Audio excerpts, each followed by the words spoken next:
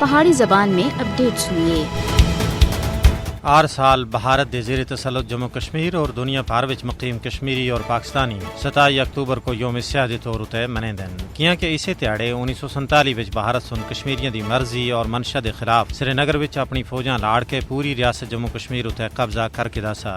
27 اکتوبر کو یوم سیاہ اور یوم سوگ منانے دا مقصد بھارت تے یہ واضح کرنا ہے کہ کشمیری اس کی غلامی کو کسی بھی صورت وچ قبول کرنا واسطے تیار نہیں ہے، اور عالمی برادری کو بھی سنیا دینا ہے کہ اقوام متحدہ کشمیر دے حوالے نال اپنی پاس شدہ قراردادوں تے عمل درآمد کرانے وچ ناکام کیوں ہیں۔ کشمیری حریت پسند عوام سن 1947 تھی آج تک بھارت دی غلامی کو قبول نہیں کیتا۔ 7 دہائیاں تھی زیادہ عرصہ گزرنے دے باوجود غاصب بھارت سن اقوام متحدہ دی پاس شدہ قراردادوں تے عمل درآمد نہیں کیتا، بلکہ انہاں کو پیراں تلے رولیا ہے۔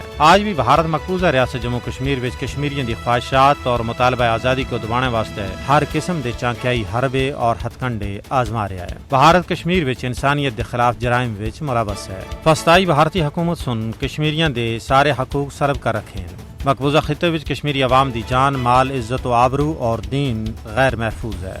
ضرورت سامر دیا کہ عالمی برادری بالخصوص اقوام متحدہ بھارت کو لگام دینا، کشمیریاں دا قتل عام بند کرنا اور اپنی پاس شدہ قراردادوں تے عمل درآمد کرنا وچ اپنا عملی کردار ادا کرے، تاں جو کہ نہ صرف جنوبی ایشیا بلکہ پوری دنیا وچ امن دے قیام کو ممکن بنایا جا سکتا ہے۔